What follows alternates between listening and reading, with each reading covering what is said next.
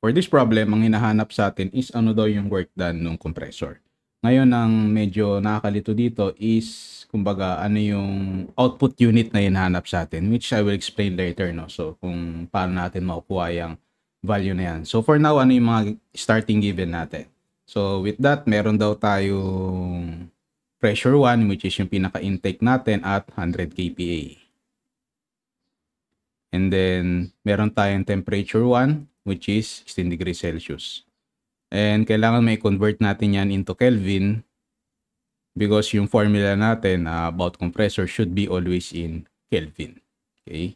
So that is 289.15 Kelvin. And then for our pressure 2, we have 413 kPa. And then ang sabi dito, we are doing isentropic compression.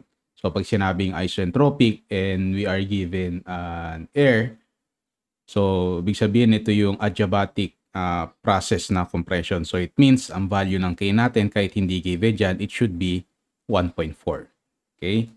Then ang hinahanap sa atin dito is ano daw yung work done ng compressor. So ibig sabihin that is from 0.1 to 0.2. So kumbaga given naman kasi tayo ng compression which is adiabatic. So it means ano yung formula ng adiabatic compression. So that will be W K P1 V1 over K minus 1.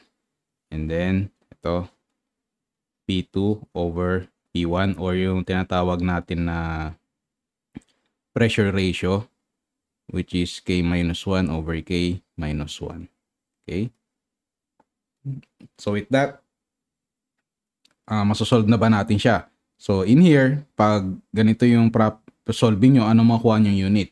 You will get what you called as a value na kilojoules. Okay? Yun yung makukuha nyo. Ang kailangan kasi natin is kilojoules per kilogram. So paano natin magagawa yun? So in here, pwede mo kasing i-tweak yung tinatawag natin na formula. Okay? So yung formula natin, which is dun sa work natin, kung makikita nyo, meron tayong PV. Di ba, under pa rin naman to ng ideal gas law because it is technically air, no? So, ideal gas pa siya. So, it means yung P and V mo can be converted into MRT. Okay? So, itong M, yan yung balak natin ilagay dito sa ilalim. Okay? So, parang magiging output na unit natin is kilojoules per kilogram. So, ibig sabihin, ang pinaka magiging working formula natin, kung papalitan natin itong PV na to, right over here, so that will be W divided by M is equal to K R T1 over K minus 1. So nakalimutan ko dito lagyan ng 1, no? Kasi yung pinopoint natin dito is yung pinaka point 1 natin or yung start ng process natin. Then with that, that will be P2 over P1, then K minus 1 over K, then minus 1. Okay? So, ito yung pinaka-working formula natin. So, with that, we can now change the values, no, para ma-solve na natin siya. So, that will be W over M. So, ngayon, na-prove na natin na this one will be in kilojoules per kilogram. So, for our K, that is 1.4.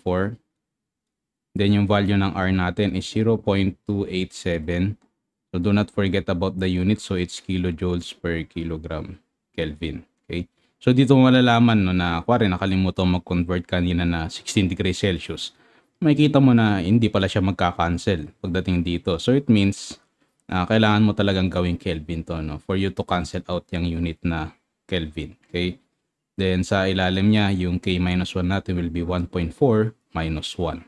And then, after nito, yung pressure ratio natin, which is given kanina, no, our pressure 2, yung gusto natin marating na pressure is 413 kPa. And then sa ilalim natin is 100 kPa. Raised to 1.4 minus 1 over 1.4. Then syempre may minus 1 sa dulo. Okay? So with that, makukuha na natin yung work na kailangan natin, which is equal to positive 145.12 kilojoules per kilogram. So that will be your final answer. In this problem, ang hinahanap naman sa atin is ano daw yung power save natin if in case na gawin natin siyang 2 stages. So it means kailangan muna natin makuha yung power na ginagawa niya for 1 stage and then kailangan natin makuha yung power niya at 2 stages. So with that, ano yung mga given natin? So meron tayong given na Q, which is equal to 8.5 metric cube per minute. So huwag niyong kalimutan na i-convert to kasi dapat naka metric cube per second tayo lagi. So with that, makukuha natin yung value ng Q, which is equal to 0.142 metric cube per second. And then given tayo ng pressure 1, which is yan yung una natin pressure, which is 98.56 kPa. And then gusto natin marating yung pressure natin, which is at 0.2, which is yan yung sa compression natin, which is up to a pressure of 985.6 kPa. And then with that, meron tayong temperature daw na room temperature, which is 25 degrees, no? And then meron tayong N, which is equal to 1.3. So ngayon, ano daw yung savings in power natin kapag nag two-stage tayo? So first na kailangan natin makuha is ano ba yung power na gine-generate niya at one stage. So we are given an N of 1.3. So it means it is a polytropic compression. So that will be WP is equal to N P1 V1 divided by N minus 1. Tapos yung pressure ratio natin, which is P2 over P1 raised to N minus 1 over N minus 1. Okay? So with that, ang main problem natin dito is, as you can see, yung work kasi na ginagawa natin, this one is in kilojoules. Tama. Kailangan natin is power. So we turn to compare power, no? Not to compare work. So pagdating dito is paano natin gagawing kilojoules per second to. Okay? So yung power. So kailangan natin ma-understand ano ba yung formula ng power. So the formula of power is yung work na ginagawa, which is in kilojoules over time. Okay? Which is in seconds. Kaya magiging kilojoules per second yan. Then next is kilowatt. And then with that, paano natin i-relate siya? Given do sa formula natin, wala naman tayong T. So as you can see, yung V kasi natin, which is yung volume, pwede natin siyang i-relate doon. Kasi meron naman din tayong given na Q, which is yung flow rate. So ano ba formula ng flow rate natin within terms to time and volume? So that will be Q is equal to V over T. Okay? So with that, after algebra, pwede mong i-rearrange yan in which is you will replace V by Q. And then with that, magkakaroon ka ng time, which is magiging ganito yung final formula mo, which is work, yun nasa baba niya, over T, which is ito na yung kailangan natin, no? Which is in power na yung mare-result dito. So that it N P1, then Q over N minus 1, and then ito. Okay? Ngayon, napansin nyo, no? Kapag nagbasa kayo ng mga libro or other books, no, or references, makikita nyo na bibihira gamitin yung Q. Because when we tend to solve it, no, pagdating sa compression, depende sa reference na babasahin mo, sometimes they change this Q into something like this. V tas may tuldok sa taas. So that is, ibig sabihin, no, that is a volume flow rate. So parehas lang naman yun, no? That is still in metric cube per second. Yun lang tingin ko yung medyo tricky na if you find, if you use another references, no, to have learning in this subject. Okay, so with that, okay na yan. At least parehas naman yung units, no? So with that, pwede nating palit-palitan units kasi everything is given naman sa atin, di ba? So to get yung power na kailangan natin. Okay, so keep ko na lang muna itong WP over T kasi mahirap, no, kung gawin natin power yan. Ang goal lang kasi natin is makuha siya in kilowatts. So with that, ang N natin is 1.3 given sa atin yan. Ang pressure natin at the start is 98.56 kPa. And then yung Q natin will be, yun yung kinonvert natin kanina, 0.142 metric cube per second. And then sa ilalim niya will be 1.3 minus 1. Okay? So as you can see, pa nag-cancel out yung units na ito, magiging kilojoules per second yan, yung kPa sa metric cube. And then sa kabila naman, yung pressure na gusto natin marating, which is yung pinakamataas siya, that is 985.6 kPa divided by yung 98.56 kPa natin raised to yung 1.3 minus 1 over 1.3, and then huwag natin kakalimutan yung minus 1. Okay? Yan. So with that, after calculating it, makakuha nyo yung value which is in kilowatts, which is equal to 42.43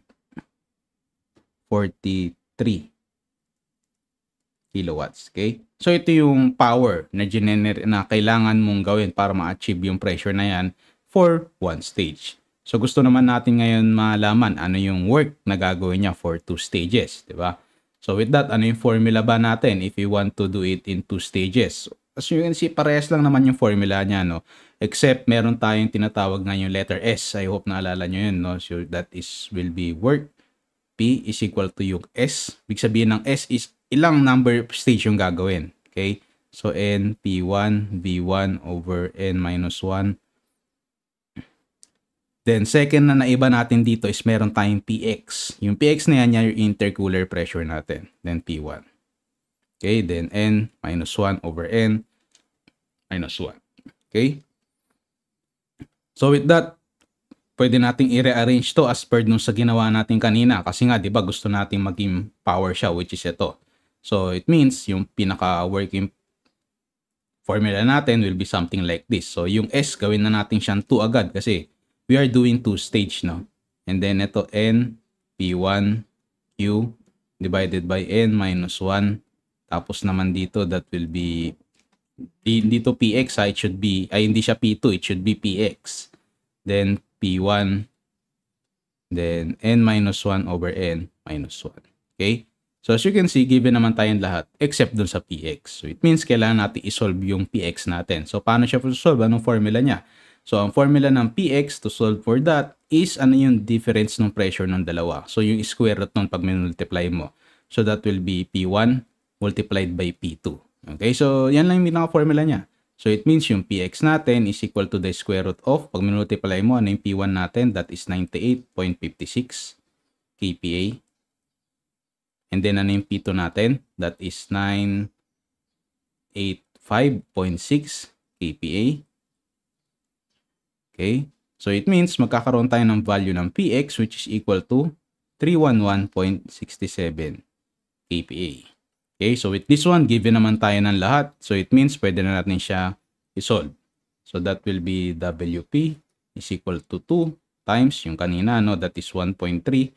Then yung pressure 1 natin, that is 98.56 kPa. Multiplied by Q, that is 0.142 metric cube per second divided by 1.3 minus 1. And then syempre yung ating pressure, no? Pero please take note, hindi siya P2. Yun yung common mistake dito, no?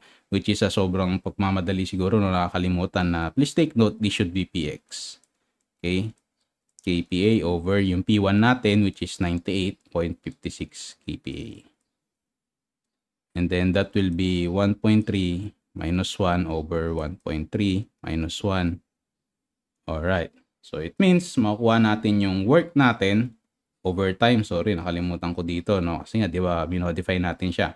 So makuha natin na value dito which is in power, that will be 36.91 kilowatts. Okay? So as you can see, makikita nyo na nga na mas lower yung power na kailangan natin at 2 stages. Ngayon, ang hiningi kasi sa atin dito is ano daw yung savings. So it means ano yung natipid natin if we go 2 stages. So that will be, ma-minus lang natin, no? So that will be WS or tinatawag natin na savings is equal to yung work natin at 1 stage minus yung work natin at 2 stages. So that means that will be 42.43 kilowatts minus 36.91 kilowatts. Ibig sabihin, ang work saved natin dito will be equal to 5.51 kilowatts. Okay, so that will be your final answer. In this problem, ang hinahanap sa atin is ano yung power na required to drive yung pinaka-system natin. So first, tingnan mo natin ano yung mga given natin. So based on the question, meron daw tayong Q which is equal to 0.454 metric cube per second. Then next, meron tayong atmospheric condition na pressure which is 101.33, no? Then meron daw tayong T1 which is equal to 27 degrees C. Then kailangan natin i-convert yan into Kelvin. Okay? So dapat plus to, no? Yan. Para maging 300 Kelvin siya, which is yan yung gagamitin natin for solving later. And then meron tayong given dito na tatlong efficiency daw, meron tayong volumetric which is 72%. Meron tayong compression efficiency natin which is at ang tawag nito 85%. And then meron tayong mechanical efficiency na 90%. Okay? And then meron tayong speed na 350 RPM. Ngayon, pagbabasahin mo kasi yung tanong, para sa akin, no, ang pagkakaintindi ko kasi dito, isang hinahanap natin is yung pinaka-motor power natin. Kasi, kumbaga, ano daw yung power na required niya to drive yung pinaka-system mo. So, ibig sabihin, ano yung kailangan niya na kuryente, no, para umandar. Pero, base kasi dito, no, we cannot solve it pag ginamit natin yung motor power. Bakit? Kasi wala tayong generation efficiency na binigay dito. Wala ring motor efficiency and wala ring motor efficiency. So, pag mga ganitong tanong, no, so, we need to change. Ano ba yung hinahanap natin na power? So, bukod ba dun sa motor power, ano yung isa pa na baka possible na hinihingi niya, yung meaning niya ng power? So, base dito, baka ang pagkaintindi dito nung nagbigay ng tanong, no, ang hinahanapin mo dapat is not the motor power but the brake power. Okay? Kasi yun lang yung given natin to solve that di ba? So, ano ba kasi formula ng brake power? Motor power muna tayo, no? So, para on the same page tayo. Di ba? Sa motor power kasi, you have overall is equal to yung brake power mo over motor power. Correct? Okay, so ang problema kasi dito, wala tayong given nito, wala rin tayong given nito. Okay? Wala ka naman din engine. Okay? Yung kumbaga generator efficiency para makuha siya. So sorry, hindi pala overall to. No? It should be engine. Tama. Engine. Yan. Masyado malaki yung pambura ko. Anyway, wala tayo nung engine. Yun yung pinaka-problema natin. So ibig sabihin, hindi natin siya possible makuha. Pero yung brake power, possible ba natin makuha? So still, no, it's also a power used to drive the system. Hindi nga lang yung ina-expect natin. So ano ba formula ng brake power? So that will be the N total is equal to yung pinaka-brake power natin. Tapos sa taas natin will be yung work na ginagawa ng system natin. Kumbaga actual na pinoprovide niya. Okay? So with that, ano ba formula ngayon ng WP? Okay, o yung formula din naman, sa N total pala muna tayo. So ano ba yung N total? So as you can see, given tayo ng dalawang efficiency, di ba? So first is ano ba yung mechanical efficiency natin, which is yun na nga, given tayo. And then second, ang formula natin for that, para makuha, i-multiply natin siya dun sa compression efficiency, which is given din tayo, no? Which is it an isothermal efficiency. So with that, possible makuha to. Tama. And then possible din ba makuha to? Yes, possible din. And then, para makuha natin yung pinaka brake power. So, ibig sabihin, ang working formula natin should be brake power is equal to yung work na pinoprovide nung system natin. Pero dito, isothermal pala tayo, no? So, that will be WT over, tawag nito, Nmech multiplied by Ncomp. Tama? So with that, ano ngayon yung formula ng WT natin? So as you can see, we should get the work for isothermal compression kasi ang binigay sa atin na efficiency is more on isothermal, di ba? So with that, ano ba yung formula niya? So that will be WT is equal to P1, V1, Ln, then yung pressure ratio natin. Alright? So still the same. Since ang kailangan mo kasi makuha dito is in power or kilowatt, so, pwede mo siyang i-arrange into something like this. Yung power, which is diniscuss natin ata sa problem number 2 to. So, that will be Q, V over T. So, it means, yung WT natin, that will be P1 times Q, then Ln, then P2 over P1. Ito yung working formula natin. And everything is given naman, di ba? So, WT over T. Nakalimutan ko yung over T dito, no? Kasi nga, di ba, yung V, ginawa natin Q. So that will be 101.33. Saan given to? Nakalagay kasi 'di ba atmospheric condition tayo. So yan na yun. Then yung Q natin is equal to yung nakuha na yung given din kanina, no, which is 454 metric cube per second, and then Ln multiplied by yung pressure na gusto natin at 0.2, which is given sa atin yun. Ayun, no? Hindi ko lang naisulat kanina, no, which is at 0.2 gusto natin siya maging up to around 652.75 kPa. Kalimutan ko yung 75. Yan. Okay, so pagdating dito, meron ba tayong mga notaryo pa sa taas? Wala. Kasi nag-cancel out na siya kanina. Kasi please take note, pag isothermal kasi yung N natin is equal to 1. Okay, so para mag-short na lang yung gagawin natin, diretso na kayo sa formula na ito. So with that, yung P1 natin, which is at 0.1, that is 101.33 kPa.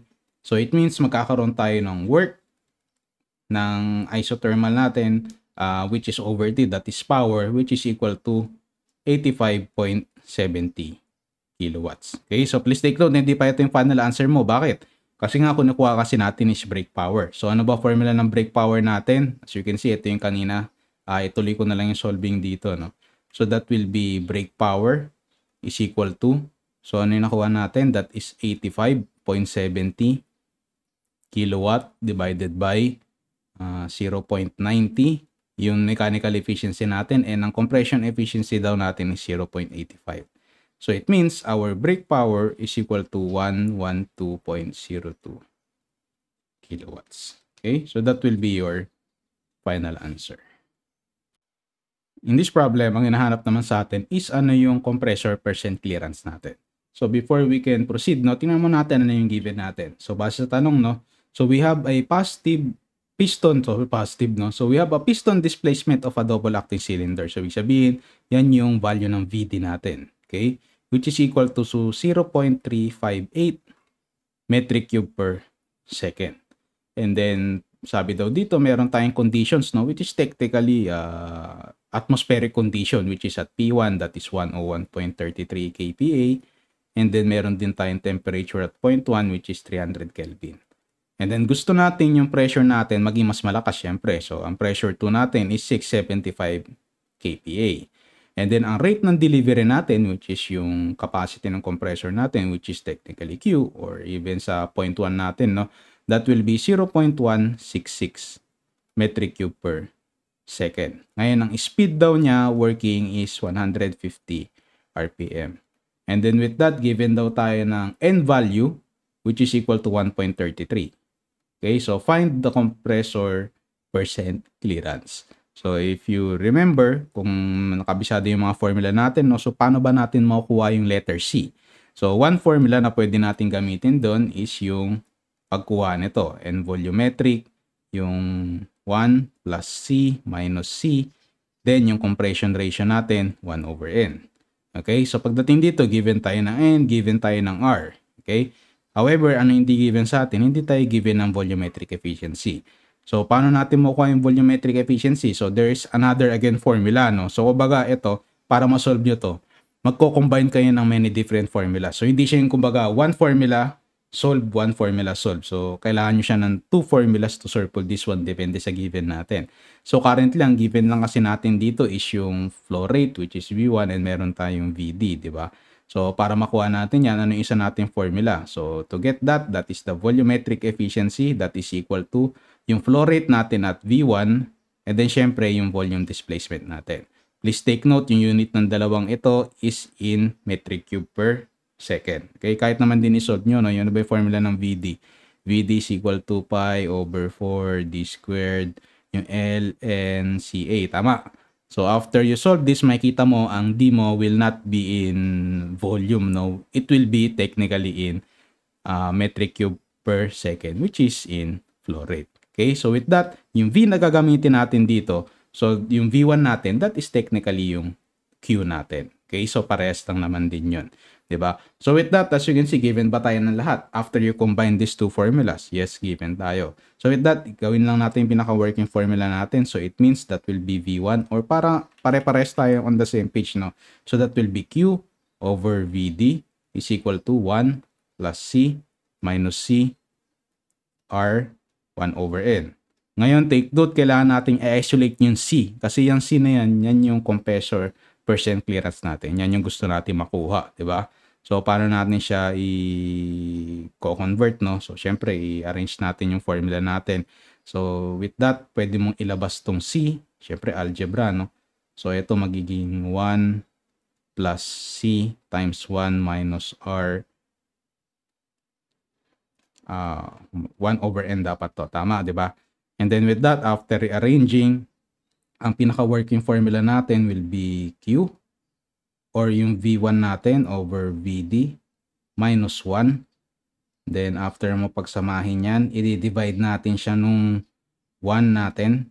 minus R 1 over N. Tama. And then after which, that will be equal to the value of C. Okay, so technically algebra lang to. So with that, pwede na natin siya i-convert. I-solve gamit yung mga formulas na nakuha natin o values na nakuha natin. So for our Q or V1 na flow rate natin, so that will be 0.166 metric cube per second. Then sa baba natin, that is 0.358 metric cube per second minus 1. Okay, then after that, i-divide natin siya by 1. Ito, take note, naka-close to. Yan. Then, i-close mo rin to. That is 675 kPa divided by 101.33 kPa. Ngayon, sir, saan nanggaling to? R yung hinahanap. Take note, yung formula kasi natin ng R, that is another formula again, no? So, yun yung hindi ko lang naisulat. So, the value of R is equal to P2 over P1. Tama? Kasi yan yung tinatawag natin na compression ratio. Then with that, 1 divided by 1.33. So after this, you will now have a value of percent clearance which is equal to 16.97%. Okay, so that will be your final answer. Dapat pula ata to. Hindi ko na pula. Yan, that will be your final answer. In this problem, ang hinahanap naman sa atin is ano daw yung air capacity ng ating compressor. So with that, tingnan mo natin ano yung mga given natin. So we have a value of N1 which is equal to 150 RPM. Then meron tayong P1 which is 97.9 kPa. And then meron tayong temperature at T1 which is 27 degrees. And then kailangan natin i-convert yan into Kelvin. So that will be 300.15 K. And then meron tayong pressure 2 which is 379 kPa. And then given tayo nung sizes ng pinaka piston natin, no, which is yung D niya or yung bore or yung diameter, no. So that is another way to call it. That is 355 mm. And then syempre kailangan nyo i-convert yan into meters para consistent tayo sa solving mamaya. So that we have a value of D or diameter of 0.355 meters. And then meron tayong stroke length niya or yung pinaka-length nung pag-compress niya, no? So that will be 381 mm times 1 meter divided by 1000 mm. So we will have a length na 0.381 meters. And then syempre given tayo ng exponent natin, compression exponent natin which is 1.3. So dito kailangan natin makuha yung V1 natin, no, which is technically yan din yung sometimes yung Q, 'di ba? Kasi naka metric cube per second siya or yung 0.1 natin. So paano ba natin siya masosolve? So do we have anything, no, para masolve natin siya?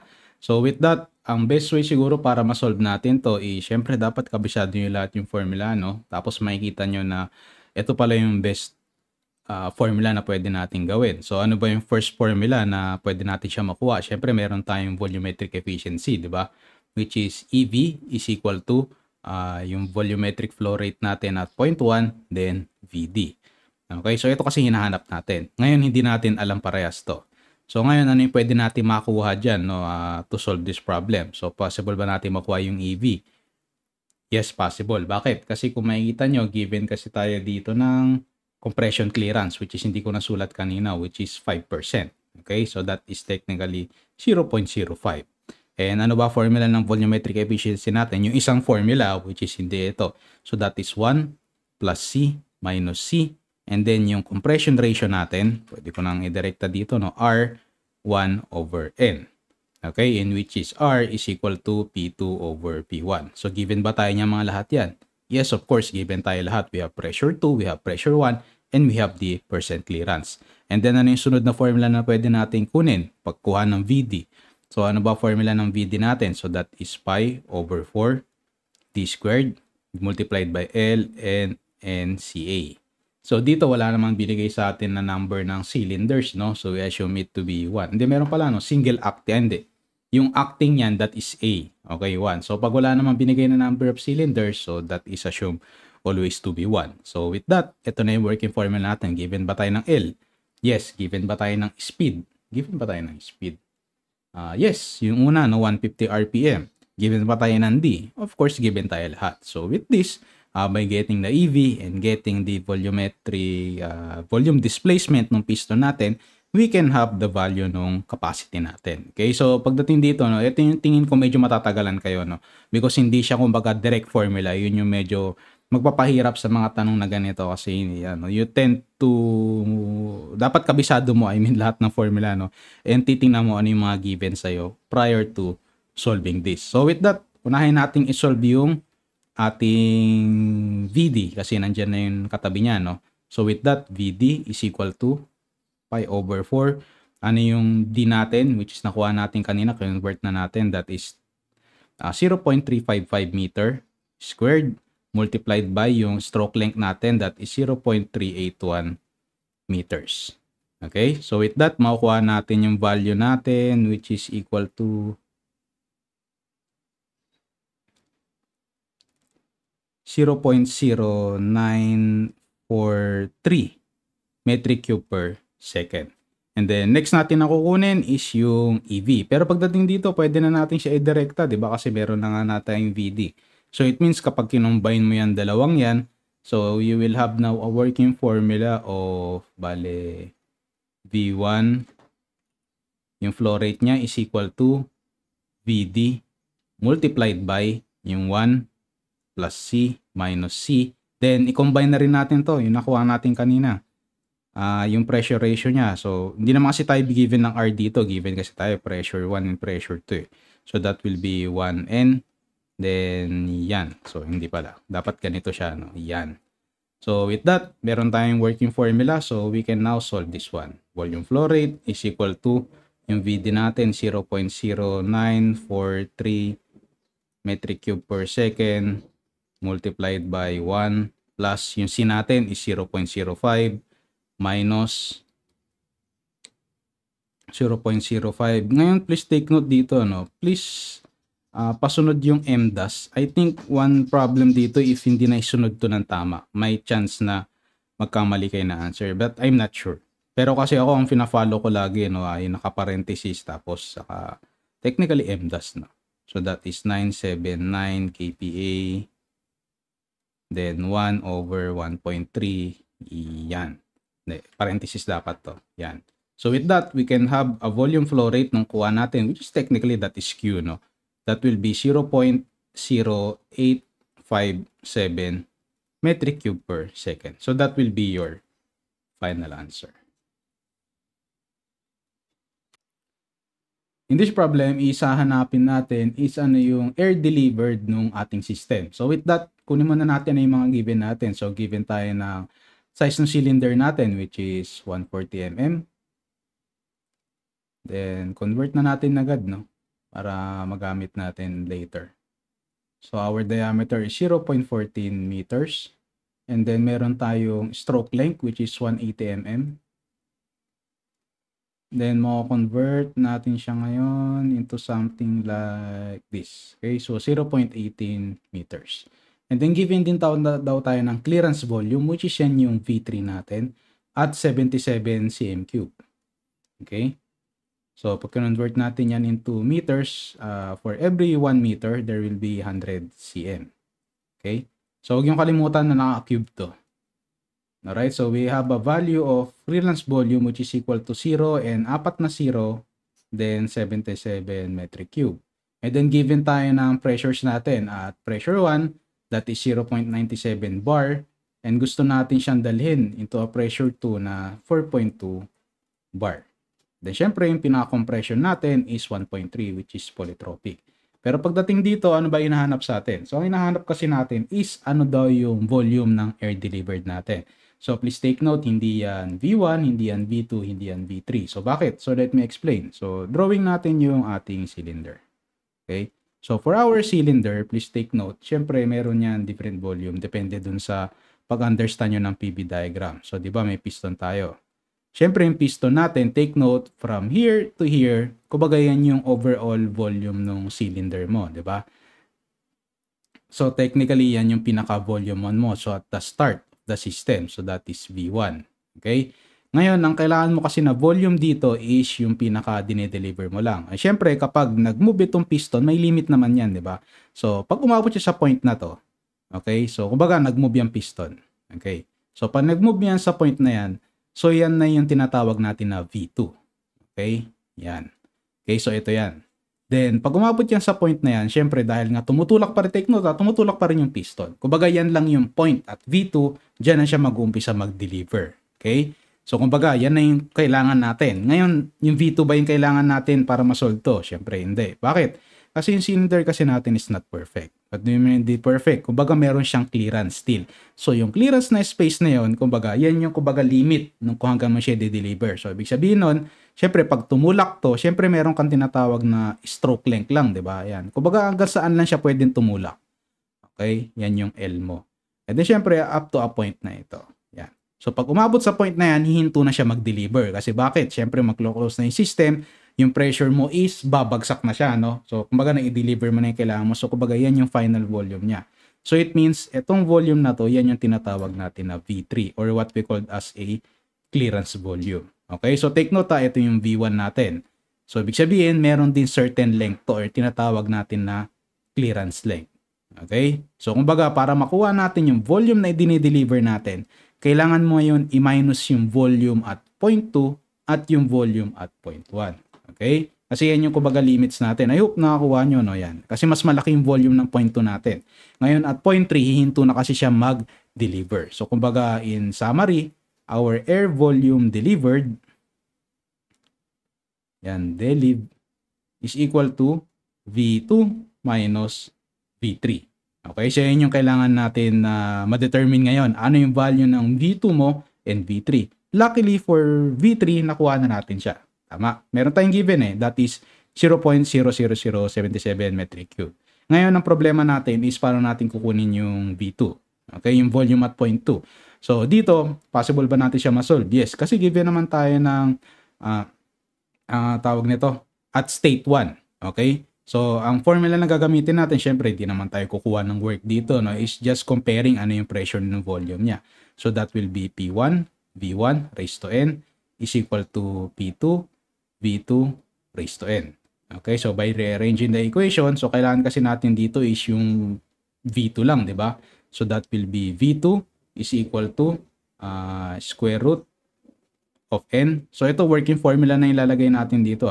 So, that will be P1, V1N over P2. Alright? Yan. Ngayon, ang question natin dito is given ka ng P1 and P2. Tama? That is 0.97 bar and 4.2 bar. Kaya hindi ko na siya kinonvert kasi magka-cancel out lang naman. So, ang hindi natin given dito, kung tama ako, is yung value ng volume 1. Okay? So, wala tayong volume nung value ng volume 1. So, we need to convert it. Okay, so pag kinonvert natin yung value ng volume 1, so that will be equal to, syempre kung nakita nyo dito ba, dito yan. Tingnan natin dito, volume 1 yan, di ba? So that will be pi over 4 d squared. So yung d squared given tayo natin. Ngayon yung length natin, ano yung gagamitin natin? Ito ba length na to na L, yung stroke length? Syempre hindi. Ang kailangan length na kukunin natin is yung overall length ng pinaka-piston natin kasama yung clearance. Okay? So, ibig sabihin, yan yung L total na pinag-uusapan natin. Kumbaga, ito yan. Yan. L total. Yan yung kailangan natin makuha. Okay? Pero with that, alam ba natin yung LC? Hindi pa. So, kailangan natin i-compute. L lang kasing given natin, that is 0.18. So, para makuha yung LC natin, syempre, in relation yan to V3, di ba? So, ano ba ang formula ng V3 natin? So, ang formula ng volume niya is pi over 4 d squared LC, di ba? So, pag kinuha natin yung clearance volume na LC na yan, so that will be equal to 4 V cube over pi d squared. So, given ba tayo nito? So, sorry no, hindi pala V cube yan. Nasanay kasi ako na may 3 lagi dyan sa taas. Burahin ko lang, no? Yan. So, dito, ang big sabihin ng 3 na yan, that is V3, no? Hindi yung V cube, sorry. Baka mamaya i-cube niya. So, that will be 4 multiplied by, ano yung volume at 0.3 natin? That is 0.0077 metric cube. Tapos sa baba, that is pi. Tapos ano yung diameter natin? That is 0.14 meter. Naka-squared yan. So we will have a value of LC which is equal to 0.005 meters or 5 mm yung clearance natin, which is quite normal, no, pag sinabi natin sa compressor. So with that, para makuha natin yung total, of course, that is L total is equal to 0.005 meters plus 0.18 meters. So we will have a total of 0.185 meters, which is yan yung gagamitin natin mamaya, no, dun sa ating pag-solve ng ating V2. So with that, after doing some algebra, so it will be V2 is equal to square root of n, tapos P1 over P2. Pwede nang hiwalay ito, no? Yan, para mas madali lang tingnan yan. Then, yung V1 natin is pi over 4 d squared LC, LT na lang, no? Para hindi tayo malito. Tapos, i-raise to n mo yan. So, with that, ang ating value ng V2 is equal to, bale, pag sinubstitute na natin yung formula natin, that will be 1.3. Ang ating pressure 1 ay 0.97 bar. So, sa ilalim ng P2 mo, that will be, ano nga ba yun, nasa ilalim ng P2 natin? 4.2 bar. Then, pi over 4. Tapos, ano yung ating D? That is 0.14 nga ba? Yan, 14 meter squared. Then, yung length natin is 0.185 meters. Huwag kakalimutan na itong V na to is naka-raise yan sa polytropic exponent na 1.3. Okay? So with that, makukuha natin yung value ng V2 natin, which is equal to 0.0000922. Okay? Metric cube. So with that, alam na natin yung V2, alam natin yung V3, so i-minus lang natin siya, no? So that is air delivery is equal to V2 minus V3. Ang V2 natin is 0.00922 metric cube minus 0.4077 metric cube. So we will have an answer of 0.00922 minus 0.23477. So magiging sagot natin ay 0.00845 metric cube. Take note, liters yung hinahanap sa atin, di ba? So, pag ni-liters mo yan, so that will be for every 1 meter ata ito, no? Sorry, no? For every 1,000 liters, for every 1 metric cube, there is 1,000 liters. Okay? So, with that, ang final answer natin will be 0.845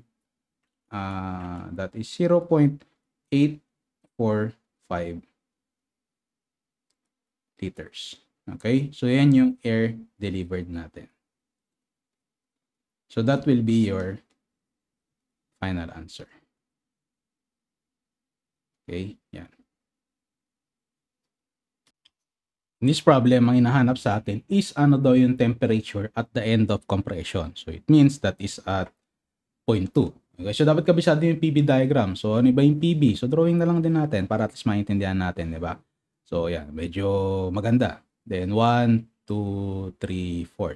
Take note, ano yung compression natin? This area. Okay? So, sabi dito, ano daw yung temperature at the end of compression. So, it means hinahanap sa atin is T2. Okay? So, paano natin masolve yan? Tingnan mo natin given natin. So, first, meron daw tayong single stage, single acting compressor. Then, meron daw tayong speed na 5 revolutions per second. And then given tayo ng air intake, which is meron tayong volume 1, which is 22.8 liters. At atmospheric condition. And then given din tayo ng 0.2 or V2, which is equal to 5.7 liters in accordance to compression law of 1.2. So, ibig sabihin, ang N natin is 1.2. Then, kakalculate daw natin yung temperature at end of compression. So, pagdating dito, kailangan din pala natin yung temperature, yung atmospheric temperature natin, which is T1, which is equal to what? 25 degrees C. Nakalagay naman dun, no? So, plus 273.15 para maging Kelvin. So, ang T1 natin will be 298.15 Kelvin. So dito anong formula yung pwede natin gamitin? So given tayo ng volume and we are given one temperature, meron naman tayong polytropic exponent. So with that, ang formula na gagamitin natin is itong formula na to. Okay? So that will be T2 tapos inverse siya nung V1 over V2 natin. Then N minus 1. Given ba tayo ng lahat? Of course, given tayo. What we need is the value of T2. So pwede natin siyang i-arrange to something like this. T2, T1 multiplied by yung nakuha natin kanina. V1, V2, and then N minus 1. Okay? And then in which, yung value ng T2 natin will be equal to 298.15K. Ngayon sir, yung V, bakit di mo convert sa metric cube? Kaya ako hindi ko na siya convert sa metric cube kasi please take note, magka-cancel naman din siya dito, no? Kasi 289 liters naman to, 'di ba? So wala tayong problema sa unit pagdating dito. So both will be canceled kaya hindi ko na siya convert. Tapos yung N natin will be 1.2 minus 1. So it means our value of T2 which is 393.41K. So that will be your final answer. Okay, for this problem is ang hinahanap naman sa atin is ano daw yung capacity ng air compressor mo. And then assume an adiabatic compression for your system. So with that, ano yung mga given natin? So for our given, we have P1 is equal to 90 kPa. And then meron tayong P2 is equal to 700 kPa. And then meron tayong discharge flow rate which is 1.3 metric cube per second. Okay, so that is volume 2 kasi discharge yung hinihingi dito, no? So ang hinahanap sa atin is at volume flow rate to, and then hinahanap sa atin na volume flow rate at 0.1 which is hindi natin alam. So pagdating dito, ano yung best formula na pwede natin gamitin? So ang pwede natin gamitin na formula is syempre P1, V1 raised to N, and then P2, V2 raised to N. Okay? So pagdating dito, kung titingnan mo, sir, paano ba to? Ang units kasi natin sa volume flow rate is metric cube per second. Dito naman, take note, volume yung hinihingi, di ba? So with that, pwede naman na tayo mag-assume na kunwari, it happens for a second. Okay? So di ba, ano ba formula ng Q natin? That is volume over time. So yung Q natin, that is V2. So it means, yung volume natin, volume 2 at 1 second will be 1 times 1.3. So it means ang V2 natin will be 1.3 metric cube. Okay, so bakit mo pwedeng gawin dito? Kasi para mo pwedeng gawin dito kasi nga hinahanap lang naman natin is ano yung magiging pressure niya for that instance after 1 second. Okay, so para lang magamit natin itong formula na to. So wala naman makaka-apekto with regards to work dito kasi nga hindi naman tayo nagme-measure ng time, no? But we are just comparing yung volume niya versus pressure. Okay, so constant naman kasi yon. So with that, pag gawin dito is hinahanap sa atin is buoyant 1 going at V2. So it means ang working formula natin dito will be V1 raised to N, syempre muna, which is equal to paglipat natin sa kabila, that will be P2 V2 raised to N divided by P1. And then para ma-isolate natin siya, syempre i-entruth natin siya, no, para matanggal yung V mo. Yung N mo dun sa V1. So that will be V1 is equal to, ang working formula natin will be entruth P2 V2 N over P1. Okay, in which is pwede natin convert yan. So that will be 1.4 square root of 700 kPa 1.3 metric cube raised to 1.4 over 90 kPa. So with that, ang magiging answer mo, ang volume mo is 5.63 metric cube. Okay? Take note, per second yun na dun sa tanong. Diba? Kasi nga volume flow rate. And then syempre, kumbaga dahil nga at 1 second to instance na to, so it means para maging Q siya, so again, that is Q is equal to V over T. So at 1 second natin siya ginawa kanina, diba? Para magamit yung formula na to. So it means, yung 5.63 metric cube natin, so ibig sabihin, our volume flow rate at 0.1 or technically Q1 na lang, no? Q1, yan, is equal to 5.63 metric cube per second. Okay? So that will be your final answer. In this problem, ang hinahanap sa atin is ano daw yung intercooler pressure natin because this is a two-stage compressor. So with that, ano yung given natin? We are given at pressure 1, which is at atmospheric condition. And then given at point 2, which is 10 times nung ating initial pressure. So ang hinahanap sa atin is yung PX or yung intercooler pressure. So ang formula niya lang is just simply PX is equal to square root ng P1 multiplied by P2. So that will be PX is equal to square root ng 101.33 kPa multiplied by 1140 kPa. And then that's it. You will have a value of PX which is equal to 339.37 kPa. So that will be your final answer. For this problem, ay nahanap naman sa atin dito is ano daw yung compressor work natin if meron tayong efficiency na 72%. So pagdating dito, ang hinahanap sa atin is ano daw yung power na generate ng pinaka-system natin. So that means yun yung actual power natin. Ngayon, pagkabanggit kasi dito, it is a 5 kilowatt motor. So pag sinabing 5 kilowatt motor, hindi yun yung energy consumption niya, but yun yung dinideliver niya na work. So that is technically the brake power itself. So it means BP is equal to 5 kilowatt. Ang hinahanap natin is yung actual work niya, which is hindi pa natin alam. And then fortunately, given tayo ng compressor efficiency or mechanical efficiency ng 72%. So pagdating dito, hindi ka naman given ng compression efficiency, no? Walang binigay. So it means we can assume, no, na yung mechanical natin is also yung total natin. So with that, para hindi nakakalito, no, we just place it in total kasi wala naman tayong compression efficiency or just technically mechanical efficiency is equal to brake power. Sa taas niya, that will be yung work na ginagawa natin. So it means yung WP natin will be equal to the N efficiency multiplied by the brake power itself. So ito lang yung generate niya na power. So it should be lowered, no? Kasi this is compressor. Kumbaga mas malakas lagi yung electricity na kinukuha natin compared sa naibibigay niya due to the inefficiency. So that will be, ang efficiency natin ay 0.72.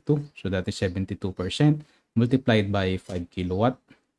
So it means ang pinaka actual work, actual power na binibigay ng system natin is just simply 6.3 kilowatts. Okay? 3.6 kilowatts. The 6.3. No? So that will be your final answer. In this problem, ang hinahanap naman sa atin dito is ano yung speed ng compressor mo. So with that, let's just look ano ba yung mga given natin. No? So given tayo ng bore which is bore and stroke. So ang bore daw natin is 276 mm. So convert na natin as early as now. No? So that will be 1000 mm for every 1 meter. We will have a diameter of 0.276 meters. And then meron tayong stroke length which is 164 mm. Then kailangan natin siya i-convert 1 meter. So we have a length now of 0.164 meters.